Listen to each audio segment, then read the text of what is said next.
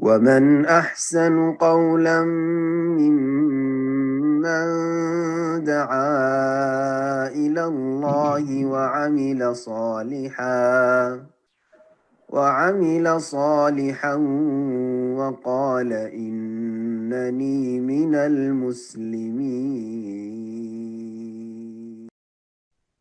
السلام عليكم ورحمة الله وبركاته. بسم الله الرحمن الرحيم. الحمد لله والصلاة والسلام على رسول الله وعلى آله وصحبه أجمعين وبعد. সম্মানিত শ্রোতা দর্শক মণ্ডলী, আল্লাহ রাব্বুল আলামিনের প্রশংসা এবং প্রিয় নবী সাল্লাল্লাহু আলাইহি সাল্লামের উপর সালাত ও সালামের পর আজ রবিবার 20 জিলকাদা 1446 হিজরি মোতাবেক 18 মে 2025 আমাদের ধারাবাহিক আলোচনা ফিকহুল হজ ওয়াল উমরা, হজ উমরা সম্পর্কে চলে আসছে। আজকে পর্ব নম্বর 3, আর সামনে ইনশাআল্লাহ তাআলা আরো দুটো পর্ব 2 সপ্তাহ আলোচনা হবে।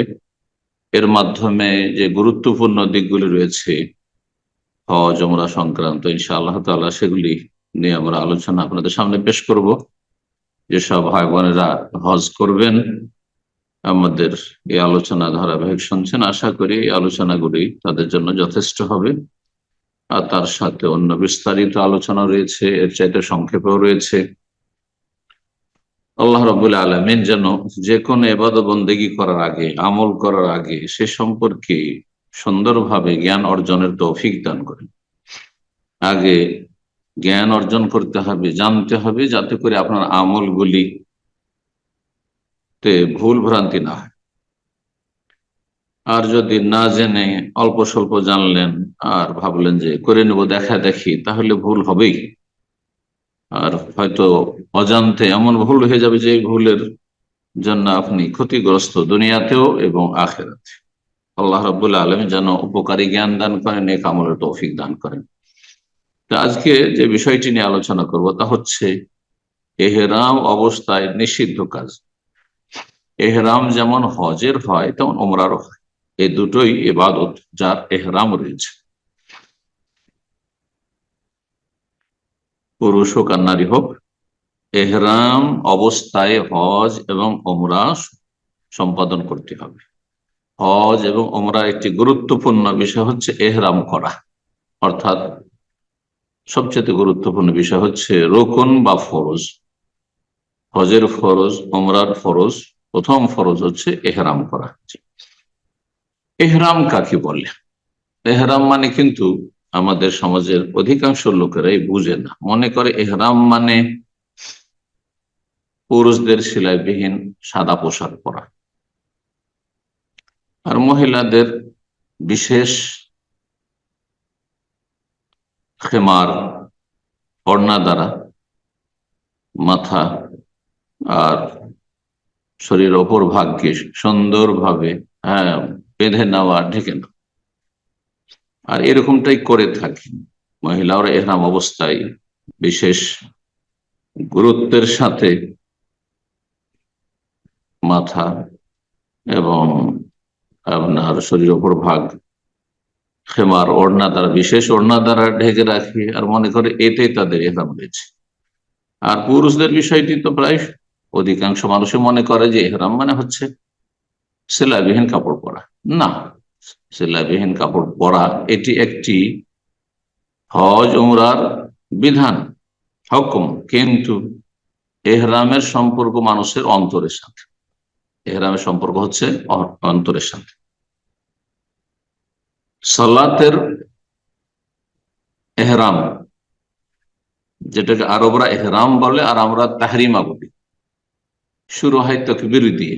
এই জন্য আমাদের দেশের আলেম ওলামা এবং সাধারণ মানুষরা তাকবীরে তাহরিমা বলে, তাকবীরে তাহরিমা, যার মাধ্যমে কথা কাজ দুনিয়ার হারাম হয়ে যায় সালাত অবস্থায়। আর সেটা শুরু হয় অন্তরের নিয়ত দিয়ে শুরু হয়। অন্তরের নিয়তের সাথে আল্লাহু আকবার বললে শুরু হয়ে গেল আপনার তাকবীরে তাহরিমা। এটি কি আরবদের ভাষায়, আরব শেখদের ভাষায়, আরব জনগণের ভাষায় তাকবীরাতুল ইহরাম। তাকবীরে তাহরিমা খুব কমই বলে তাকবীরাতুল ইহরাম। সালাতের যেমন ইহরাম হচ্ছে তাকবীরের সাথে শুরু হয়, তেমনি ইহরাম মানে প্রবেশ করা। সালাতে কি বুঝলেন? যে সালাতে প্রবেশ করা, অন্তরে নিয়ত করে প্রবেশ করার নাম হচ্ছে তাকবীরাতুল ইহরাম বা তাকবীরাত তাহরিমা বা তাহরিমা, যেটা তাকবীর দিয়ে শুরু হয়। ঠিক তেমনি হজ ওমরায় প্রবেশ করা, অন্তরে নিয়ত করে যে আমি এখন ওমরায় প্রবেশ করছি, আমি এখন হজে প্রবেশ করছি, হজের নিয়ত অন্তরে করে নিলাম, ওমরার নিয়ত করে নিলাম, এর নাম হচ্ছে এহরাম করা। আর তার জন্য যেসব মাসলা মাসাইল রয়েছে সেগুলি করণীয়। এহরাম অবস্থায় তাহলে বেশ কিছু এমন কাজ রয়েছে যেগুলো নিষিদ্ধ, বিশেষ তার অবস্থা রয়েছে। এদিকে ইঙ্গিত করে নবী সাল্লাল্লাহু আলাইহি ওয়াসাল্লামের সে প্রসিদ্ধ হাদিস রয়েছে সহিহ বুখারী, সহিহ মুসলিমের অন্যান্য হাদিসের কিতাবে, আব্দুল্লাহ ইবনে উমর রাদিয়াল্লাহু তাআলা আনহু হতে বর্ণিত, জনৈক ব্যক্তি জিজ্ঞাসা করেন রাসূলুল্লাহ সাল্লাল্লাহু আলাইহি ওয়াসাল্লাম, ইয়া রাসূলুল্লাহ, হে আল্লাহর রাসূল, মা ইয়ালবাসুল মুহরিমু মিনাস সিয়াব। মুহরিম আর মাহরামের দুটো কথায় পার্থক্য রয়েছে। মাহরাম মানে এমন সাবালক পুরুষ ব্যক্তি যার সাথে কোন মহিলা স্থায়ীভাবে বিবাহ হারাম, সে হচ্ছে মাহরাম। কিন্তু মুহরিম মানে যে ব্যক্তি এহরামকারী, এহরাম অবস্থায় রয়েছে। এই দুটোতে মানুষ ভুল করে ফেলে। একজন ডাক্তার সাহেব, দিনদার মানুষ, কিন্তু দিনের কোনো আলেম না, তিনি কয়েকশো পৃষ্ঠার হজের বই লিখেছেন, হজ উমরার, আমি তার বইটি দেখেছি। তিনি এই মুহরিম আর মাহরিমের পার্থক্য জানেন না। বিনা মহরমে সফর করা মহিলাদের জায়েজ নয়, বিনা মহরমে না মানে বিনা মাহরাম, বিনা মহরম লিখছেন। এই জন্য বক্তব্য করার আগে আপনি স্টেজে কিছু বলতে লাগবেন অথবা কলম ধরার আগে কিছু লিখবেন আপনি উম্মতের জন্য, দিন ইসলাম সম্পর্কে বিশেষ করে যে বিষয়ে বলছেন, যে বিষয়ে আপনি কলম ধরছেন, আপনার সম্যক জ্ঞান থাকতে হবে। তো মুহরম ব্যক্তি কি পরিধান করবে, মেরাসিয়াম কি কাপড় পরিধান করতে পারবে? ইতিবাচক জিজ্ঞাসা করবে, ইতিবাচক অসুবিধা নেই, যে কোনো কাপড় পরা যেতে পারে, কিন্তু নেতিবাচক গুলি হচ্ছে সীমিত। তাই নবী সাল্লাল্লাহু আলাইহি ওয়াসাল্লাম নেতিবাচক বলেছেন উত্তরে।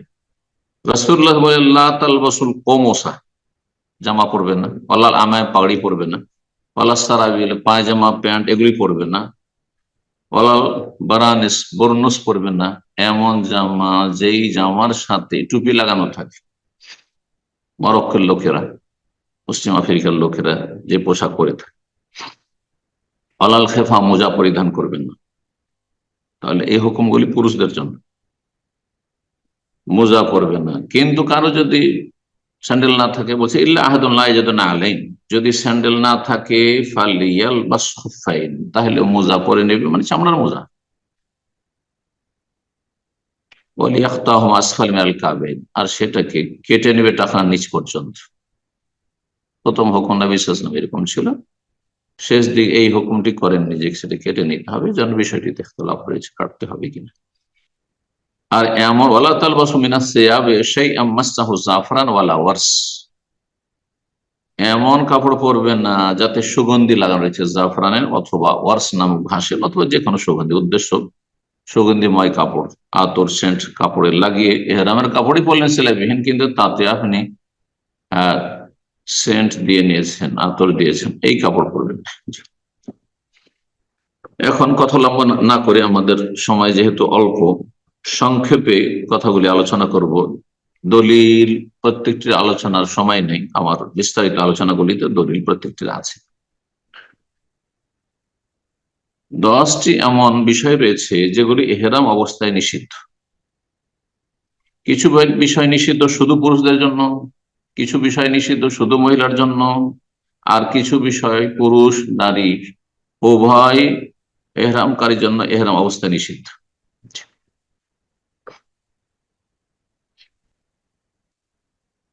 পুরুষদের জন্য যে সব বিশেষভাবে নিষিদ্ধ, কিন্তু মহিলাদের জন্য নিষিদ্ধ নয়। 1 নম্বর হচ্ছে এই 10টির মধ্যে লবসুল মাখিত, সেলাইকৃত কাপড়। সেলাইকৃত কাপড় মানে কি?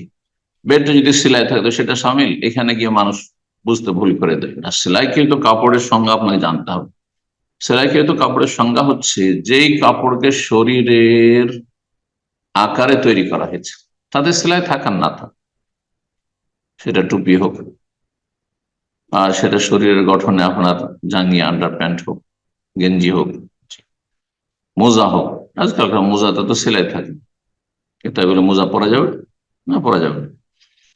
তো শরীরের গঠনে যা তৈরি হয়েছে এটা পুরুষদের জন্য জায়েজ নয়। নবী সাল্লাল্লাহু আলাইহি হাদিস যে বলা হয়েছে জামা পরবে না আর তারপরে পায়জামা পরবে না, এগুলি তার প্রমাণ।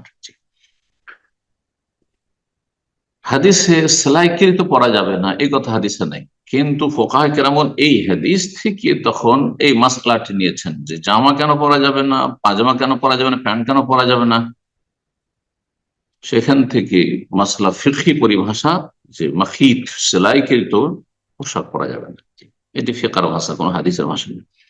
2 নম্বর বিষয় যেটা এহরাম অবস্থায় পুরুষের নিষিদ্ধ, সেটা হচ্ছে তাগতিয়াতুর রাস, মোলাসেক, মাথা ঢাকা এমন কিছু দিয়ে যেটা মাথায় লাগিয়ে রাখে, মাথায় লাগিয়ে রেখে মাথা ঢেকে না। সেটা পাগড়ি দিয়ে ঢাকেন, টুপি দিয়ে ঢাকেন, আর গামছা দিয়ে ঢাকেন, গামছা বাঁধেন, আর এই রুমাল গুতরা বাঁধেন, সেমাগ বাঁধেন, যাই বাঁধেন দেখেন। দলিল হাদিস হচ্ছে ওই পাগড়ির হাদিস, যেটা মাথায় লেগে থাকে এমন কিছু চলবে না। মাথায় যদি লেগে না থাকে, যেমন কেউ তাঁবুতে আছে, তাঁবুতে থাকছেন, হ্যাঁ, মেনাই আরাফায় গাছের নিচে থাকে, অথবা ছাতা ব্যবহার করে, হ্যাঁ, ছাতা ব্যবহার করে জায়েজ রয়েছে। এইরকমই কাউকে যদি প্রচন্ড রোদ লাগে, ছাতা নেই, তো সে এহরামের কাপড় মাথায় উঁচা করে ধরে রাখতে পারে, মাথায় না লাগিয়ে, মাথায় স্পর্শ না করে বা মাথায় না রেখে দিয়ে রাখতে পারে ছায়া করে, ছায়া করার জন্য, সেটা ছাতার মতো। 3 নম্বর বিষয় যেটি পুরুষদের জন্য এহরাম অবস্থা নিষিদ্ধ, তা হচ্ছে 2 পা ঢাকা। পা ঢাকা চলবে না, যেমন মোজা দিয়ে, কাপড়ের মোজা হোক, চামড়ার মোজা হোক, অথবা এমন জুতা হোক যেই জুতায় টাকনা সহ ঢেকে যাচ্ছে, চলবে না, পা ঢাকা চলবে না। কার জন্য? পুরুষের জন্য। তো এই মশলাগুলি তাহলে মহিলার জন্য নয়। মহিলা সেলাইকৃত কাপড় পরতে পারে, মহিলা মাথা ঢাকবে, হ্যাঁ, আর তাদের পর্দা ফরজ, আর তারপরে 2 পায়ে মোজাও পড়তে পারবে মহিলারা। তাহলে তারপর আলোচনা করব এমন কিছু বিষয় যেগুলি পুরুষ নারী উভয়ের জন্য এহরাম অবস্থায় নিষিদ্ধ। তাহলে 3টি যেহেতু হয়ে গেল, এখানে আমরা 4 নম্বরে আসি। 4 নম্বর হচ্ছে শরীরের পশম ফেলা, সেটা ছোট করাই হোক আর সেটা আপনার মন্ডন করাই হোক, বিশেষ করে মাথা। আর ওলামায়ে কেরামগণ গোটা শরীরের পশমকেও এর সাথে মিলিয়ে দিয়েছেন। এর সাথে আরেকটি পয়েন্ট বলেনি, কিছু কিছু ফুকাহা কেরাম সেটা ভিন্ন ভাবে আলাদা করে বর্ণনা করেছেন, সেটা হচ্ছে নখ কাটা। নখের মধ্যে যখন সামিল করে তখন আমাদের সামনে 10টি থাকবে, না হলে 11টি হয়ে যাবে। নখ কাটা যদি কিছু কিছু কিতাবাদিতে নখ কাটাকে আলাদা করে বর্ণনা করা হয়েছে, বিষয়গুলি জানা ভালো, কারণ সংখ্যায় কম বেশি যখন হবে বুঝতে সুবিধা হবে। এর দলিল কোরআনে কারিমে রয়েছে, আল্লাহ সুবহানাহু ওয়া তাআলা কুরুসাকুম, তোমরা মাথা মুন্ডন করতে পারবে না, হাত্তা ইয়াবলুগাল হাদিয়ু মাহিল্লা, যতক্ষণ পর্যন্ত হাদির পশু যে সাথে করে নিয়ে গেলে সেটা জবাই হওয়ার স্থানে না পৌঁছে। কিন্তু যদি কেউ কোরবানি পশু সাথে না নিয়ে, যেমন অধিকাংশ হাজিরা আজকাল, তাহলে কোরবানি কখনো হলে অপেক্ষা করবেন না, এই ভুলে অনেকে থাকে না। সবাই শুধু জিজ্ঞাসা, ব্যাংকের টাকা জমা করেছেন কখন হবে, আর সবাইকে বাঙাল বোঝাচ্ছে, যায় 10টার সময়, সকাল 10টার সময়, আর বসে আছেন অপেক্ষা করে। আমার বলেছে 12টার সময়, শুধু বসে আছেন না। আপনি আপনার কাজ সেরে দেন, কাউকে দায়িত্ব দিয়ে দিয়েছেন, হয়ে গেছে। কিন্তু সাথে করে যদি হাদি নিয়ে যান, নবী সাল্লাল্লাহু আলাইহি ওয়াসাল্লাম যখন নিয়ে গেছেন, তাহলে আপনার আগে কোরবানি জমাবে, তারপর মাথা মুন্ডন করবে। 10 তারিখের যে কাজগুলি রয়েছে, যেইভাবে হাদিসে বর্ণিত হয়েছে সেভাবে আদায় করা উত্তম, ফরজ নয়। আগে পরে হলে কোনো অসুবিধা নেই, নবী সাল্লাল্লাহু আলাইহি ওয়াসাল্লাম এই ফেলাওয়ালা হাদাত করো, কোনো অসুবিধা নেই। 5 নম্বর হচ্ছে সুগন্ধি ব্যবহার করা, সেটা শরীরে হোক, এহরাম অবস্থায়, অথবা কাপড়ে হোক। কিন্তু এহরাম করার আগে, লব্বাইক উমরা অন্তরে নিয়ত করার আগে গোসল করেছেন মিকাতে, আর গোসল করার পর যদি আতর সরিয়ে লাগান, এহরামের কাপড়ে লাগালেন না, তাহলে সেটা সুন্নাত, কিন্তু নবী সাল্লাল্লাহু আলাইহি ওয়াসাল্লাম। এখানে অনেক মানুষ মনে করেন না গোসল করে নিছি আর চলবেন না, গোসল করার পরে আতর লাগাবেন, শরীরে লাগাবেন, কাপড়ে লাগাবেন। কিন্তু যখন লাব্বাইক উমরা করে আপনি এহরামে প্রবেশ করে গেছেন, তখন শরীরও চলবে না, কাপড়ে চলবে না। নবী সাল্লাল্লাহু আলাইহি ওয়াসাল্লাম ওই মৃত ব্যক্তিকে, যিনি মারা গেছিলেন এহরাম অবস্থায়, তার সম্পর্কে বলেছেন ইগসিলু বিমাইন ওয়াসিদিন, পানি এবং বরফ পাতা দিয়ে তাকে গোসল দাও। ওয়ালা তাগুত্তু রাসাহু, আর তার মাথা ঢাকবে না। ওয়ালা তুমিসসুহু বিতিবিন, তাকে আতর সুগন্ধি স্পর্শ করাবে না। বুখারী মুসলিমের হাদিস। 6 নম্বর হচ্ছে হাত মোজা পরবে না। পুরুষ হোক আর নারী হোক, হাত মোজা পরবে না। রাসূলুল্লাহ সাল্লাল্লাহু আলাইহি হাদিস, ওয়ালা তালবাসুল কুফাযাইন, পুরুষরা তো পরবে না, কিন্তু মহিলাদের ক্ষেত্রে নবী সাল্লাল্লাহু আলাইহি ওয়াসাল্লাম বলেছেন যে তারা যেন হাতের মোজা না ব্যবহার করে এহরাম অবস্থায়, হাত খোলা থাকবে। 7 নম্বর হচ্ছে পুরুষ নারীর জন্য নিষিদ্ধ এহরাম অবস্থায় বিবাহ বন্ধন, নিজে বিয়ে করা, কারো বিয়ের প্রস্তাব কাউকে দেওয়া, জি, বিয়ের কার্যক্রম সারা, এসব বলেছি, বিয়ের ঘটক হওয়া। রাসূলুল্লাহ সাল্লাল্লাহু আলাইহি ওয়াসাল্লাম থেকে বর্ণনা করেছে, উসমান রাদিয়াল্লাহু তাআলা আনহু, সহিহ মুসলিমের হাদিস, বলছেন লা ইয়ানকিহুল মুহরিমু ওয়ালা ইউনকিহু ওয়ালা ইয়াখতুব,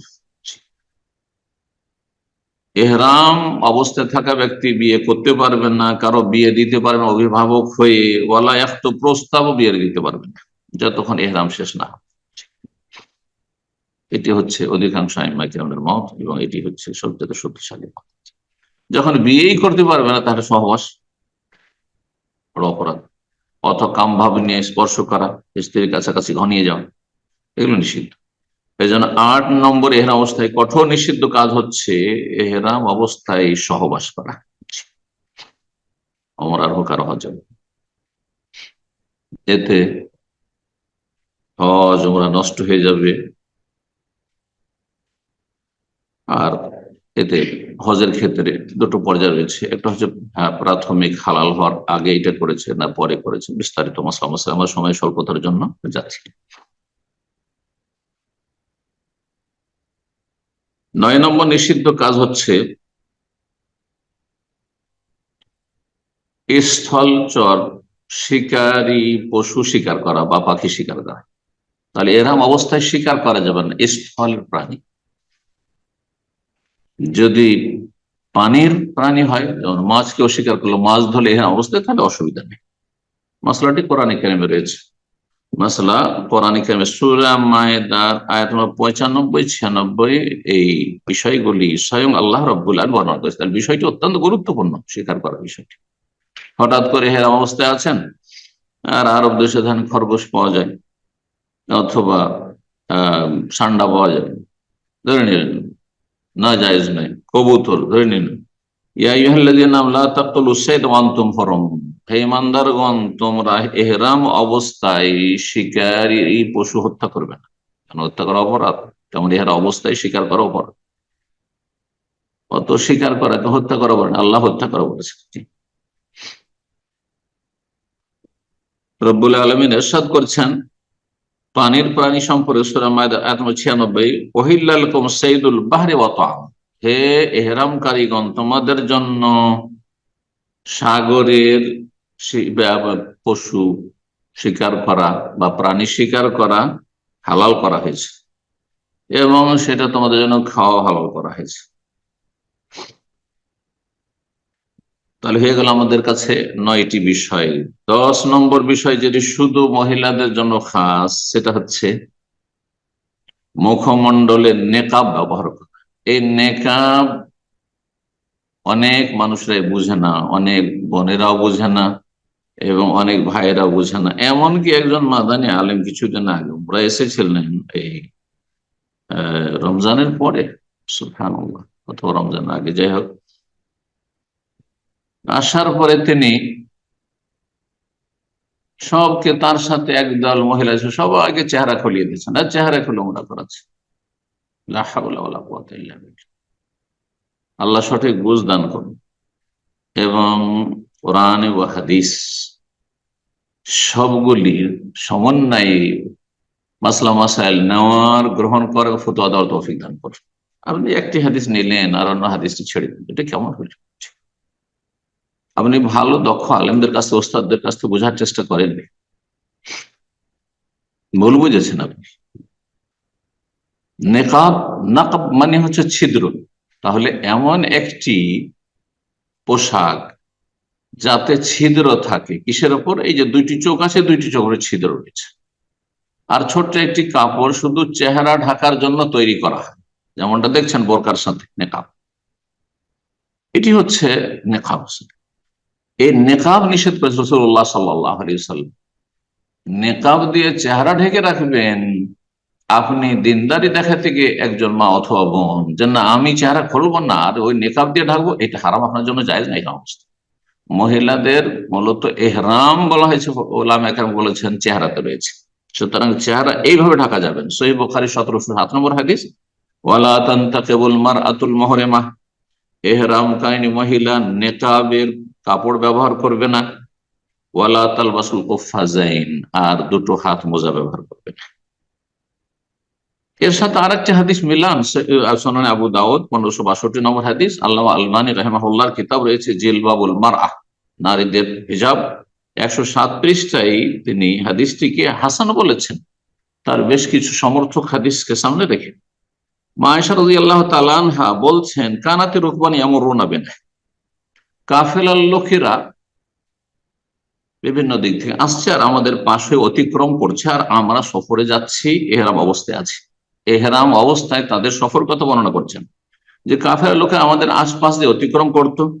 ও নাহানু মা রাসূলিল্লাহ, সেই সময় আমরা রাসূলুল্লাহ সাথে থাকতাম, মুহরিমাতিন, এহরাম অবস্থায়। ফাইজা হাজাও বিনা, যখন কাফেরা পুরুষ লোকেরা আমাদের কাছাকাছি চলে আসতো, সামনাসামনি চলে আসতো, সাদালাত এহদানা জিলবাবাহা মিন রাসিহা লা ওয়াজহিহা, তখন আমাদের সাহাবিয়াত রমণীরা,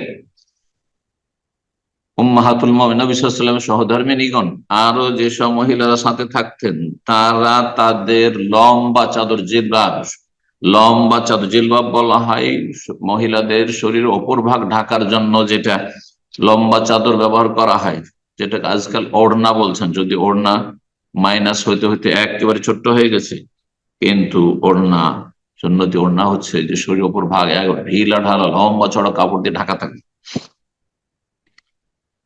তো জিলবাব ঝুলিয়ে নিত মহিলারা, মানে উম্মাহাতুল মুমিনিন, আরো যারা সাথী সঙ্গিনীরা যারা থাকতো সাহাবিয়াত রাদিয়াল্লাহু তাআলা আনহুন্না, মিন রাসিহা, মাথার ওপর থেকে, আলা ওয়াজহা, চেহারার উপর, তার চেহারা তারা ঢেকে নিত এইভাবে। শেখ ইবনে উসাইমিন এবং শেখ ইবনে উসাইমিন রাহিমাহুল্লাহ এবং শেখ ইবনে বাজ রাহিমাহুল্লাহ, তারা বলছেন যে এই চেহারা ঢাকার ক্ষেত্রে বাড়াবাড়ির কোনো প্রয়োজন নেই। যেমন কিছু লোকের ফতোয়া যে না, চেহারা যেন টাচ না করে, এই জন্য একটা লম্বা টুপি, দেখবেন বিভিন্ন দেশ থেকে আসে কিছু মহিলারা, পর্দানাসীন মহিলারা একটা লম্বা টুপি দিয়ে রাখে, সামনের দিকে একটু বের থাকবে, আর তারপরে এইভাবে যাতে করে চেহারায় স্পর্শ, চেহারা ঢাকে কিন্তু কাপড় যেন চেহারা ছুঁয়ে না যায়, এটি বাড়াবাড়ি, কোনো প্রয়োজন নেই। বিজ্ঞ ওলামা ইকরামদের কথা আপনাদের সামনে এখানে পেশ করলাম, বিষয়টি ভালো করে বুঝেন। তাহলে চেহারা খোলাও রাখবেন না, যে নেকাব পরবো না মানে চেহারা খুলে বেহায়ার মতো আপনি উমরা করবেন। আর কিছু বদ প্রকৃতির মানুষ আছে, অধিকাংশ লোক নিজের নজরের কন্ট্রোল করতে পারেন না, যার ফলে তাকাবে, বিশেষ করে যারা মানে বেশি বয়সী, কেনা 60-70-এ চলে যায়নি, আকর্ষণ চেহারায় সৌন্দর্য আছে, স্বাভাবিক মানুষ তাকাতে পারে। অধিকাংশ মানুষের ইমান দুর্বল, আর আপনি চেহারা খুলে আপনি ওমরা করবেন, ওমরা করাবেন, এটা মোটেই জায়েজ নয়।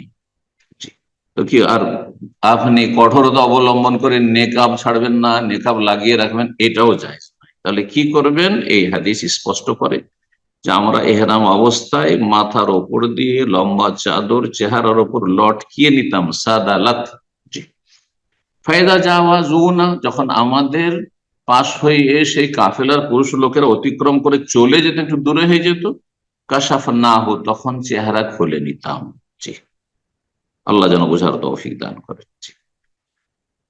এই ছিল আমাদের আলোচনা এহরামের নিষিদ্ধ কাজগুলি সম্পর্কে। এর সাথে আরো সম্পর্কীয় বেশ কিছু মাসলা মাসাইল রয়েছে, কিন্তু আমরা শুধু এই বিষয়গুলি গনিয়ে দিয়ে মাঝে মধ্যে আমরা তার দলিলগুলিও পেশ করার চেষ্টা করলাম। আল্লাহ রাব্বুল আলামিন যেন আমাদেরকে সঠিক জ্ঞান দান করেন এবং ভুল ত্রুটি মুক্ত আমাদেরকে হজ উমরা করার তৌফিক দান করেন।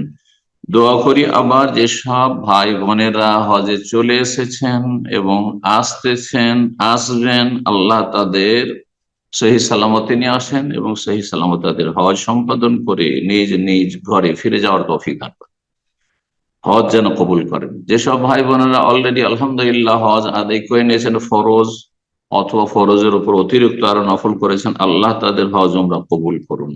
যেসব ভাই বোনেরা হজ উমরার জন্য আশাবাদী রবের কাছে, কিন্তু এখনো হয়তো নসিব হয়নি, সৎ নিয়ত রয়েছে, আল্লাহ তাদের তৌফিক দান করেন। যাদের উপর হজ ফরজ হয়ে রয়েছে, উম্মতে মুসলিমার বহু মানুষ রয়েছে যাদের উপর হজ ফরজ হয়ে রয়েছে, কিন্তু তারা দিন সম্পর্কে উদাসীন, গাফিল, আল্লাহ তাদের হেদায়েত দান করেন, ঈমানকে শক্তিশালী করেন এবং এই কাবিরা গুনাহ থেকে মুক্তি লাভের তৌফিক দান করেন। আল্লাহ রাব্বুল তাদেরকে হজের তৌফিক দান করেন। বারাকাল্লাহু ফিকুম ওয়া জাযাকুমুল্লাহু খাইরান ওয়া সাল্লাল্লাহু ওয়া সাল্লাম আলা নবিয়িনা মুহাম্মদ ওয়া আলা আলিহি ওয়া সাহবিহি আজমাইন।